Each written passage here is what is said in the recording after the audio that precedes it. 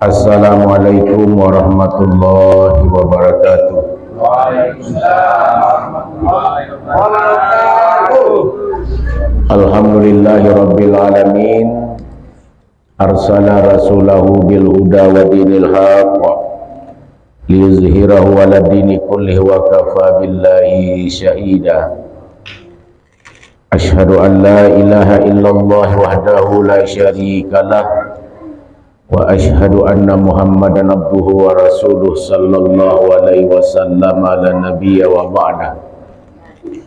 Allahumma salli wa sallim ala hadzal nabiyil karim.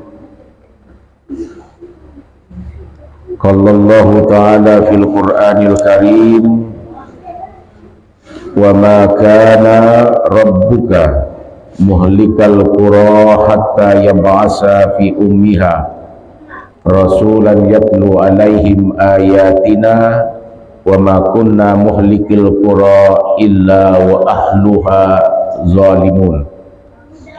Sadaqallahul azim wa sadaqallahul karim wa nahnu zalika minasyahidin wa syakirin.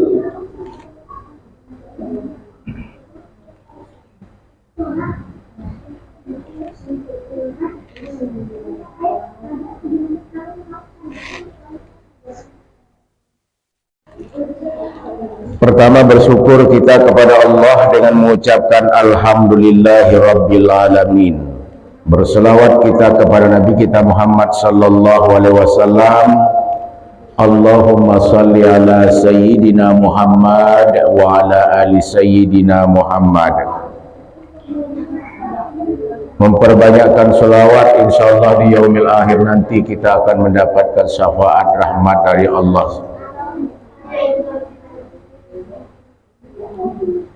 Minggu kemarin kita telah mengupas mengenai bulan, yaitu bulan Safar. Setelah bulan Safar akan masuk bulan Rabiul Awal. Rabiul Awal itu kelahiran Nabi Muhammad sallallahu alaihi wasallam, Maulid Nabi Muhammad sallallahu alaihi wasallam. Di Safar ini sudah mulai lah nampak tanda-tanda kita tak sehat. Cuaca iklim yang mulai, udara yang tidak sehat. Yang pertama, Allah belum turunkan hujan. Kalau ia turunkan juga hujan, baru turunkan dengan rintik-rintik. Kemarin sudah rintik-rintik hujan, tapi belum turun sama sekali. Yang kedua, udara sudah tidak sehat. Entah kabut, entah asaplah bergabung dalam situ. Dianjurkan pemerintah untuk memakai masker, karena yang kita hirup itu adalah udara yang kurang sehat. Ini bentuk juga daripada bagian daripada musibah. Kalau hujan sudah turun jarang, udara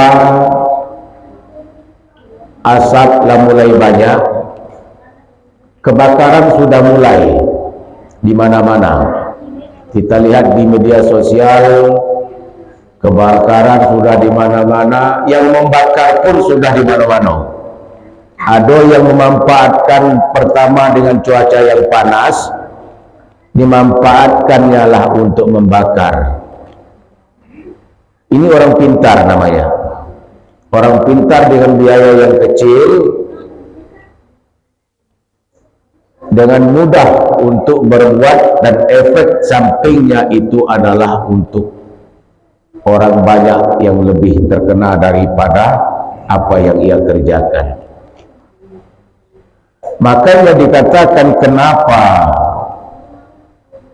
setiap musibah, setiap bencana-bencana itu selalu timbul dan datang silih berganti. Dulu kita lihat pertama ada pesawat yang terjatuh, gunung sudah batu-batu, meletus, gempa bumi, tsunami muncul. Kalau di daerah kita ini angin puting beliung sangat kuat kalau di sini. Atap rumah pun bisa terbang dari RT sini ke RT sebelah tanpa melewati orang dan rumah-rumah yang lain, saking kuatnya. Atau banjir. Ini bentuk rasa syukur kita juga yang kurang. Di saat kita memiliki air yang banyak, kita buanglah air itu sebanyak mungkin, karena melihat stok kondisi airnya itu cukup memadai. Di saat kita tidak memiliki air sama sekali, kita mencari-cari kapan itu akan diturunkan oleh Allah hujan. Ini adalah bentuk rasa syukur kita yang kurang saat itu. Makanya bencana itu, kenapa bencana itu, musibah itu datang secara bertubi-tubi? Sebagai pendapat itu mengatakan satu, karena manusia kita sudah terlalu banyak berbuat maksiat kepada Allah Subhanahu wa Ta'ala. Maksiat apa saja? Maksiat apa saja? Baik maksiat mata, baik maksiat telinga, baik maksiat lisan, baik maksiat organ tubuh kita, semuanya kita banyak berbuat maksiat kepada Allah. Maksiat kepada Allah, maksiat kepada alam semesta, maksiat kepada sesama manusia. Makanya di dalam Al-Quran, dalam surat Yasin itu dikatakan oleh Allah, qalu ta'irukum ma'akum a'in zukirtum bal antum qaumun musrifun. Jadi utusan mereka itu mengatakan, kenapa kemalangan itu terjadi? Itu adalah karena ulah diri kita sendiri. Allah berikan peringatan atau tidak Allah berikan peringatan, itu adalah karena kita itu sudah melewati batas dari ketentuan Allah Subhanahu wa Ta'ala. Jadi Roni, kenapa musibah bencana itu tiba? Itu karena ulah diri kita masing-masing yang berbuat. Allah berikan teguran, Allah berikan peringatan, Allah berikan ujian karena kita itu sudah melewati batas. Makanya dalam Al-Quran itu, kalau nak membuatkan kampung kita itu aman, kalau nak membuat kampung kita, perumahan kita, warga kita ini terjauhi dari segi bala, dikatakan dalam alam Al-Quran, walau anna ahlal qura amanu wattaqau lafatahna alaihim barakatim minas sama'i wal ardh. Kalau dan jikalau seluruh penduduk yang ada di sekitar sini itu beriman dan bertakwa kepada Allah, Allah bukakan pintu keberkahan dari langit dan bumi. Kalau kuncinya di situ itu adalah iman dan takwa, beriman dan bertakwa. Kalau iman kita sudah ada, kalau kita sudah bertakwa, Allah bukakan keberkahan. Yang mencari rezeki, Allah permudahkan dan perluaskan rezekinya. Yang mendapatkan rezeki hari itu, Allah walaupun sedikit, Allah berikan keberkahan. Ia keluarkan, baik dari langit ia turunkan, dari bumi pun ia keluarkan. Itulah yang dikatakan keberkahan baik dari langit maupun dari bumi. Walakin kadzabu fa'aznahum bima kanu yakzibun. Tetapi kita banyak mendustakan tanda-tanda kekuasaan Allah. Karena kita beriman dan bertakwa tadi, yang selamanya ini misalnya kita bekerja di perkantoran baik negeri maupun swasta, karena beriman dan bertakwa sampai di penghujung tahun karena bertambah terus omsetnya dapat bonus. Itu apa? Beriman dan bertakwa. Kalau sudah dapat bonus, sudah mendapatkan rezeki tambahan untuk keluarga, bertambah keberkahan. Bagi kita yang ada misalnya kerja di kebun, petani, di pelayan atau di perkebunan atau di pertanian, Allah tambahkan pula hasil sayur-sayurannya. Setiap apa yang ia tanam, subur tanamannya. Kenapa? Allah berikanlah tambahan keberkahan dari hasil dan pertanian tadi. Dari pekerjaan kita, perhubungan sehari-hari kita bekerja, karena keimanan dan ketakwaan tadi, Allah permudahkan diaktifkan mobile handphone saat ini. Masuk Pak Arab, bertubi-tubi masuk silih ganti. Sampai-sampai kita pun tak sanggup melayani orang masuk itu. Cancel. Tak telap lagi di badan ini. Kenapa? Saking banyaknya keberkahan baik dari langit dan bumi. Dengan apa? Dengan handphone ini bisa memperluaskan rezeki yang banyak. Pak Susilo dengan handphone ini bisa mencetuskan dan mendapatkan rezeki yang luas. Apabila Pak Susilo bertiktok sebentar 1 menit, wah, keluar like and share.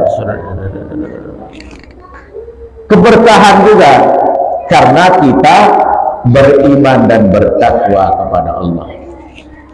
Pak Surahman juga, kalau kita beriman dan bertakwa kepada Allah, banyak selalu order datang sini, panggil Pak Su, datang lagi, ini belum selesai, sudah ada pesanan lagi yang kedua, Pak Chandra, Pak Su pesan ke sini, ini belum selesai, tambah lagi yang di situ sudah. Kenapa? Beriman dan bertakwa kepada Allah SWT. Itulah yang dikatakan dengan keberkahan baik dari langit maupun dari bumi. Walakin kazzabu, tapi kita itu banyak mendustakan tanda-tanda dan ayat-ayat Allah. Banyak kita lupa. Akhirnya apa? Sebagai petani atau pekebun, karena kita banyak mendustakan tanda-tanda kekuasaan Allah, hasil pertanian kita itu kena wabah penyakit, datang tikus, hama tikus, dihancurkan segala-gala hasil kebun. Yang mencari rezeki pun dihambatkan di dalam perjalanannya. Yang bekerja juga dibuatnya sengsara. Yang berusaha mencari nafkah dilambatkan dan dihambatkan dalam mendapatkan order dan rezeki. Kenapa? Karena kita tidak beriman dan bertakwa kepada Allah Subhanahu wa taala. Itu yang pertama, karena kita itu terlalu banyak bermaksiat kepada Allah dan mementingkan kebutuhan alam dunia ini. Kalau kita sudah membutuhkan dunia ini, pasti rasa-rasa kita ini nak hidup sepanjang masa. Itu yang pertama. Yang kedua, kenapa itu musibah atau kejadian atau halangan atau hambatan banyak terjadi di dalam diri kita, keluarga kita, warga kita, dan kita semua? Karena manusia itu terlalu banyak berbuat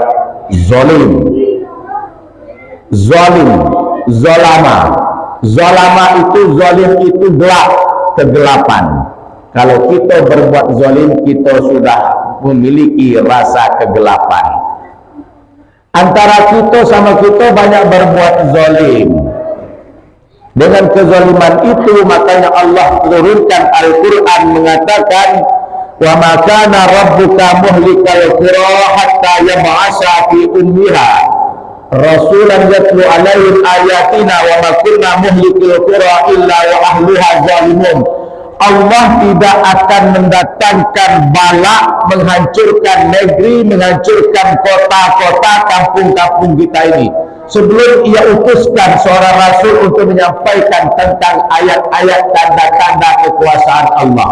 Allah tidak akan pernah hancurkan negeri-negeri dan kota-kota ini, tapi setelah ia utuskan rasul, setelah ia utuskan sampaikan tentang ayat-ayat kekuasaan Allah, masih juga kita banyak mengerjakan maksiat dan zalim, kebinasaan itu, maka Allah datangkan malapetaka atas dasar kezaliman tadi.